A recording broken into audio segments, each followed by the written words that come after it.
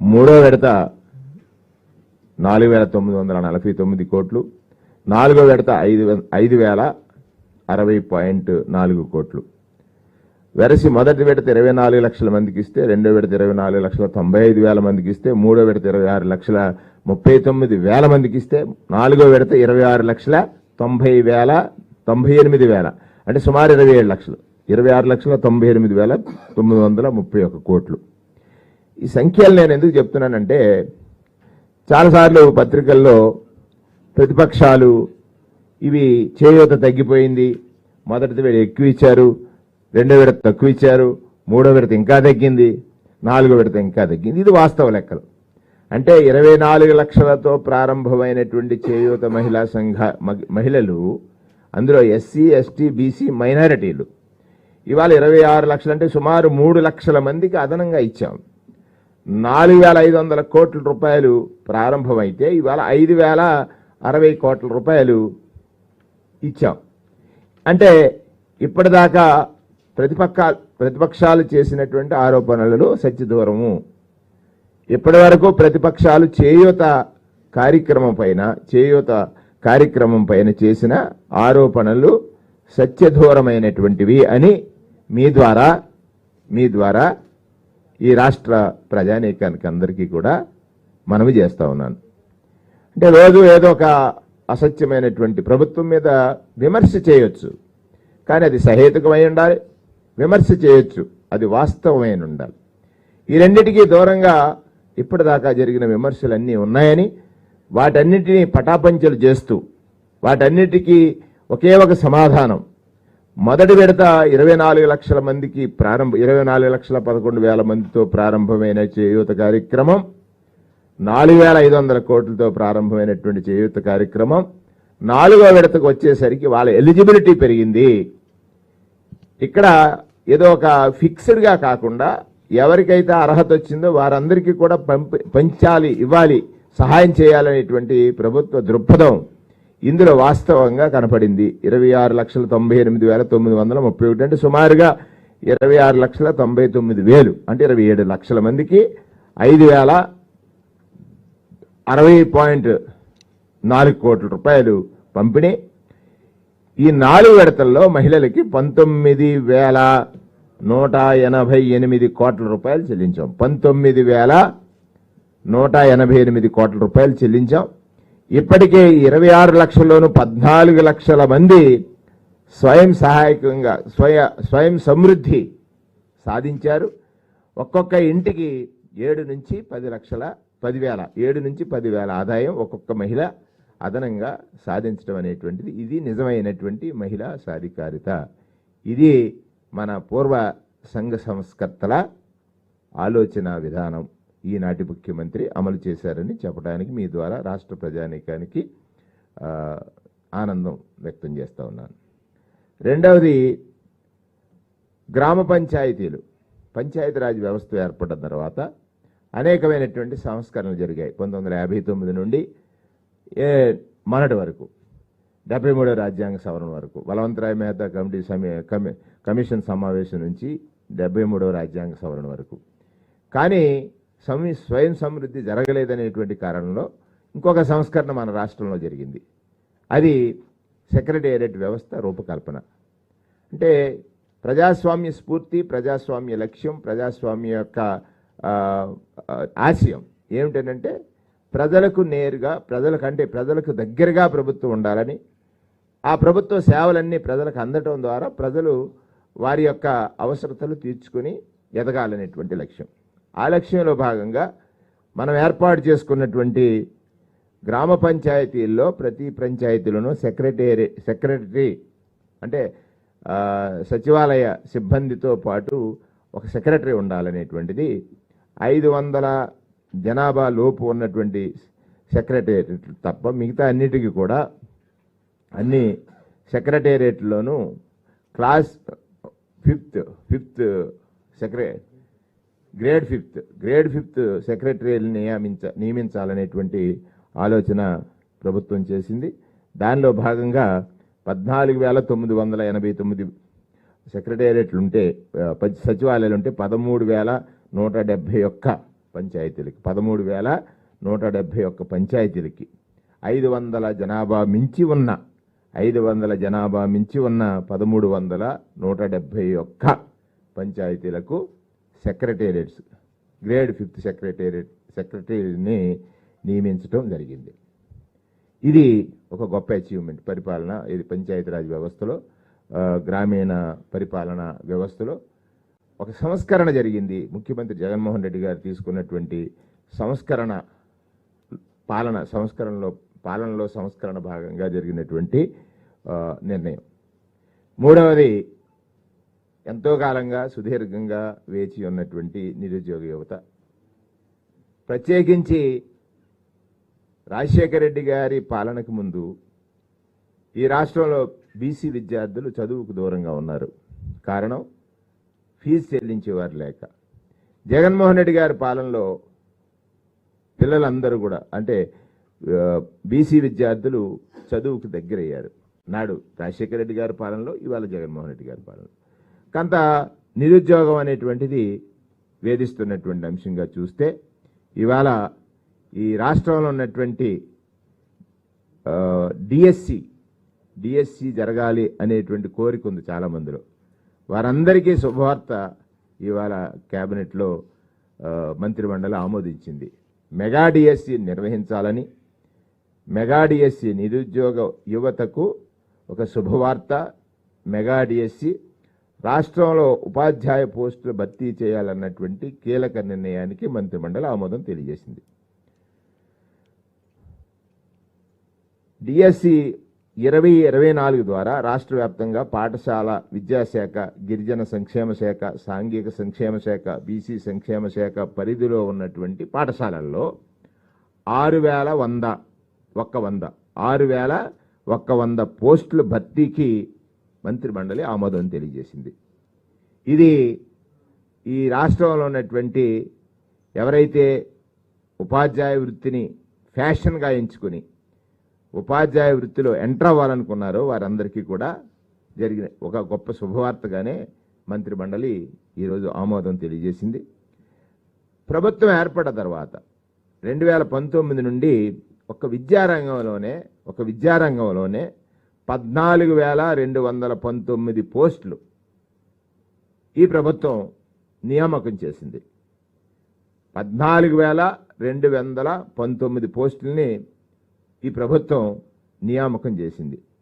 Subject టీచర్లు concept దృష్ట్యా ఏర్పడినటువంటి 7,761 పోస్టులు దీంట్లో భాగంగా భర్తీ చేసింది ప్రభుత్వం ఆనాడి గతంలో జరిగినటువంటి దాంట్లో. దీనికి అర్హత 42 ఏళ్ళు, ఎస్సీ ఎస్టీ బీసీలకు ఇంకొక 5 సంవత్సరాలు వయో పరిమితిని సడలింపు ఇవ్వడం జరిగింది. రాష్ట్ర వ్యాప్తంగా 185 సెంటర్లో 15 రోజుల పాటు రాష్ట్ర వ్యాప్తంగా 185 సెంటర్లో 15 రోజుల పాటు పరీక్షలు నిర్వహిస్తాం. 8 రోజులు టెట్ నిర్వహణ. దానితో పాటు ఇంకా ఉద్యోగ నియామకాలు ఉన్నాయి. అటవీ శాఖలో 689 పోస్టులు భర్తీ చేయాలని 689 పోస్టులు భర్తీ చేయాలని మంత్రిమండలి ఆమోదం తెలియజేసింది. ఇందులో ఫారెస్ట్ రేంజ్ ఆఫీసర్లతో సహా వివిధ పోస్టులకు సంబంధించింది ఏపీపీఎస్సీ ద్వారా భర్తీ చేయడం కోసం ప్రభుత్వం మంత్రిమండలి ఒక కీలక నిర్ణయం చేసింది. ఇప్పటికే రాష్ట్ర ప్రభుత్వం ఏర్పడిన తర్వాత 2,13,000 ఉద్యోగాలు భర్తీ చేసినటువంటిది ఈ ప్రభుత్వ ఉద్యోగాలు 2,13,000 భర్తీ చేశాం. 2019 నుంచి ఇప్పటి వరకు 2,13,000 ఉద్యోగాలు భర్తీ చేశాం. తాజా నోటీస్ ద్వారా ఇంకొక 7,000 పోస్టుల్ని భర్తీ చేయబోతున్నాం. దీనితో కలిసి 2,20,000 ప్రభుత్వ ఉద్యోగాల కల్పన చేసినటువంటి 2,20,000 ప్రభుత్వ ఉద్యోగాలు కల్పన చేసిన ప్రభుత్వంగా జగన్మోహన్ రెడ్డి గారి ప్రభుత్వం రికార్డు సాధించింది అని చెప్పడానికి నేను చాలా గర్వపడుతున్నాను. దీనికి మంత్రిమండలి అందరూ కూడా హర్షాతిరేకాల మధ్యలో మెగా డిఎస్సి ప్రకటించినప్పుడు హర్షాతిరేకాలతో మంత్రిమండలందరూ కూడా ముఖ్యమంత్రి గారికి ధన్యవాదాలు తెలియజేశారు. మూడవది విద్యా విప్లవం. ఇది అత్యంత కీలకమైనటువంటిది. విద్యా విప్లవంలో మూడవది అత్యంత కీలకమైనటువంటి SCRTC అంటే మన విద్యా విధానంలో ఐబీని ఎంటర్ చేయడం ద్వారా ఐబీ విద్య అంటే రాష్ట్ర ప్రభుత్వం తీసుకున్నటువంటి క్వాలిటీ ఎడ్యుకేషన్లో ఐబీ డిజిటల్ క్లాస్ రూమ్స్ ఏర్పాటు చేయటము, ఫ్లాట్ ఛానల్స్ ఏర్పాటు చేయటము, కేవలం శ్రీమంతుల పిల్లలు మాత్రమే చదవగలిగిన విద్య, కేవలం శ్రీమంతుల పిల్లలు మాత్రమే చదవగలిగినటువంటి విద్య. ఇది ఇప్పటి వరకు జపాన్ అండ్ దక్షిణ కొరియా దేశాలు మాత్రం అడాప్ట్ చేసుకున్నటువంటి విద్యా విధానం. ఈ ఐబీ మన రాష్ట్రాన్ని ఎంపిక చేసుకుని ఇప్పుడే సార్ని కలిశారు ముఖ్యమంత్రి గారిని. ఐబీ ద్వారా సుమారుగా 7 లక్షల నుంచి 36 లక్షల ఖరీదైనటువంటి విద్య ఆ స్కూల్లో చదవాలి ఐబీ విద్య అని అనుకున్నప్పుడు సంపన్నుల పిల్లలు చెల్లించేటువంటి ఫీజు అంతా 7 లక్షల నుంచి 36 లక్షల వరకు. ఐబీ ఎడ్యుకేషన్ పొందాలనుకున్నప్పుడు 7 లక్షల నుంచి 36 లక్షల వరకు వాళ్ళు చెల్లించి చేస్తున్నటువంటి విద్య. రేపు 25లో ప్రారంభమైతే 1935 నాటికి వారు 10th ప్లస్ 2 2 దేనికోసమని రాయొచ్చు రేపు పొద్దున కొంతమంది ఐబీ విద్య ఇదని.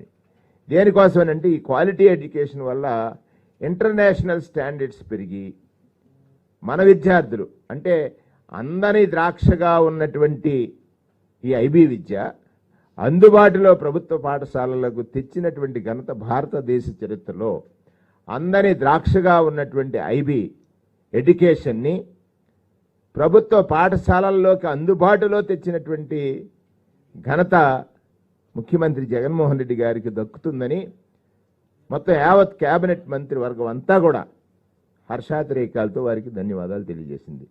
ఎందుచేత ఇంటర్నేషనల్ స్టాండర్డ్స్ పెరుగుతాయి. ఇది యూనివర్సిటీస్లో మన పిల్లలు ఈజీగా కమ్యూనికేషన్ స్కిల్స్ పెరగడం వల్ల రేపు సంవత్సరం ప్రారంభిస్తే 10th క్లాస్కి వస్తులోకి వారు కమ్యూనికేట్ చేసేటువంటి స్కిల్స్ ఏవైతే ఉన్నాయో అవి కూడా చాలా ఎక్సలెంట్గా పెరుగుతుందనేటువంటి ఉద్దేశంతో ఈ ఐబీ ఎడ్యుకేషన్ని ఇంట్రడ్యూస్ చేస్తూ మన ప్రభుత్వ పాఠశాలలో తీసుకున్నటువంటి నిర్ణయానికి ముఖ్యమంత్రి గారికి అందరూ కూడా ధన్యవాదాలు తెలియజేసినటువంటి విధానాన్ని ఈ సందర్భంలో ఈ 24-25లో ఉపాధ్యాయులకు విద్యాశాఖ అధికారులతో పాటు శిక్షణ ఇస్తారు. అంటే ఐబీ విద్య తెచ్చేశారు, దానికి సంబంధించినటువంటి ట్రైనింగ్ ఉందా లేదా అనేటువంటి క్వశ్చన్ రావచ్చు రేపు పొద్దున్న. అది ప్రతిగా అడుగుతారు కాబట్టి ప్రతిపక్షాలకు ఆ తావేమి ఇవ్వకుండా వారిని టీచర్స్ని విద్యాశాఖలో ఉన్న వారిని అందరినీ కూడా ట్రైన్ చేసేటువంటి కార్యక్రమం 24-25లో జరుగుతుంది. సామర్థ్యం నైపుణ్యాల పెంపు 25 నుంచి 1వ తరగతి చెప్పాను కదా. ఫస్ట్ క్లాస్ స్టార్ట్ అయితే 26 నుంచి సెకండ్ క్లాస్ స్టార్ట్ అవుతుంది. ఫస్ట్ క్లాస్ 25లో స్టార్ట్ అవుతుంది, సెకండ్ క్లాస్ 26లో స్టార్ట్ అవుతుంది. సుమారుగా 2035 నాటికి 10th క్లాసు, 2037 నాటికి +2 2 కూడా పరీక్షలు రాసే స్థితికి మన పాఠశాలలో చదివిన విద్యార్థులందరూ తయారవుతారు. దీని ద్వారా వాళ్ళ ఆ సర్టిఫికెట్కి ఉన్నటువంటి వాల్యూ, ఐబీ ఎడ్యుకేషన్ సర్టిఫికెట్కి ఉన్నటువంటి వాల్యూ ఇంటర్నేషనల్గా చాలా వాల్యుబుల్ సర్టిఫికెట్. అంటే సుప్రసిద్ధ యూనివర్సిటీల్లో ప్రవేశాలు చాలా మెరుగ్గా ఉంటాయని ఆంధ్రప్రదేశ్ రాష్ట్ర హిస్టరీ అంటే ఆంధ్రప్రదేశ్ రాష్ట్ర చరిత్ర దీనితో ఈ ఎడ్యుకేషన్తో ప్రపంచ స్థాయికి ఎదుగుతుందనేటువంటి లక్ష్యం. ఆ లక్ష్యానికి జరిగినటువంటి ఇవాళ ఏదైతే కేబినెట్లో చర్చ జరిగిందో దానికి జరిగినటువంటి నిర్ణయం ఇది చారిత్రకమైనటువంటి మార్పు ద్వారా ఒక మంచి అడుగు. ఇప్పటికే విద్యాపరమైనటువంటిది చాలా అడుగులు వేశాం. దానితో పాటు అవి చెప్పి బ్యాక్లారెట్ ఎడ్యుకేషన్ సిబిఎస్ఈ ఐబిఐ ఉంటుంది, సేమ్ ఉంటుంది, కానీ దాన్ని ఇంకా మనం పెంచాలనేది. ఇప్పుడు మన ఉద్దేశం ఏమిటి? ఇప్పుడు సిబిఎస్ఈ ఉంది. ఎస్, ఆమోదం జరిగిన తర్వాతే కదా.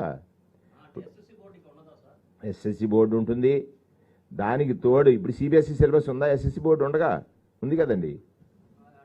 కాదు, సిబిఎస్ఈ ఉందా లేదా? ఎవరు లేదు లేదు లేదు లేదు లేదు దానికి అంత మీ అనుమానాలు వస్తాయని నేను ఎక్స్ట్రా చెప్తున్నాను. ఇప్పుడు ఇంతసేపు చెప్పక్కర్లేదు, ఇది జస్ట్ ఆమోదించానని నువ్వు మాటతో చెప్పేయచ్చు, కానీ మీకు చిన్న అనుమానం వస్తుందేమో అనుమానం నివృత్తి చేయడానికి నా ప్రయత్నం చేస్తానని. ఇంకా కావాల్సి డీటెయిల్గా దాని మీద ఇంకో ప్రెస్ మీట్ పెడదాం. ఇది క్యాబినెట్ నిర్ణయం వరకు చెప్తాను, డీటెయిల్ ప్రెస్ మీట్ మళ్ళీ ఇంకొకసారి పెట్టేయడానికి ట్రై చేస్తాను. అంటే ఒకటి, ఐబీ లాంటి ఎడ్యుకేషన్ ఎక్కడో దొరకంది 7 నుంచి 36 లక్షలు అయ్యేటువంటి ఎడ్యుకేషన్ వాళ్ళ ప్రభుత్వ పాఠశాలలో తెచ్చినందుకు మీరు పెద్ద పతాక శీర్షికలు రాయాలి మా పత్రికలన్నీ. ఎక్కడో 7 లక్షలు ఖర్చు చేసి మొదలు పెడితే 36 లక్షల వరకు ఖర్చు చేయాల్సి ధనవంతుడు మాత్రమే చదవగలిగినటువంటి విద్యని ప్రభుత్వ పాఠశాలల్లో ప్రవేశపెడుతున్నటువంటి ఈ రోజు రేపు ప్రతి పత్రికలో పతాక శీర్షికన రావాలి. ఇది మా విద్యా విధానం. మనం స్టేట్ బ్రాండ్ కదా, మనం బ్రాండింగ్ చేయాల్సింది స్టేట్లో. అది దేశం అంతా చూస్తుంది, ప్రపంచం అంతా చూస్తుంది. చెప్పాను ఇప్పుడే నేను, జపాన్, దక్షిణ కొరియా మాత్రమే ఉన్నాయి వీటిలో ఐబీ ఎడ్యుకేషన్ సపోర్ట్ చేసింది. వాళ్ళు మన రాష్ట్రాన్ని ఎంచుకుని వచ్చి సపోర్ట్ చేస్తానన్నందుకు వారికి స్వాగతం పలుకుతున్నాం.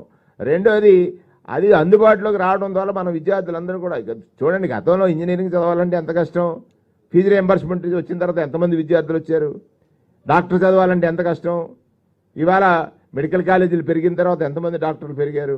ఇవన్నీ ఇది పాజిటివ్ మేనర్లో మనం థింక్ చేసినట్లయితే ఖచ్చితంగా అది అందుబాటులోకి వచ్చిన తర్వాత కేరళ ఎడ్యుకేషన్లో ఎందుకు ముందుకు వెళ్ళిందని అంటే ఎడ్యుకేషన్లో వాళ్ళు తీసుకున్నటువంటి కొన్ని నిర్ణయాలు, దాన్ని మించి మనం చేస్తున్నాం. అది దానికోసం మీరు పతాక శీర్షికను రేపు రాస్తే నేను చాలా ఆనందపడతాను యాజ్ ఐఎన్ఏపిఆర్ మినిస్టర్. ఏంటి ఎన్ని స్కూల్లో అంటే ఇప్పుడు ఏదైతే మన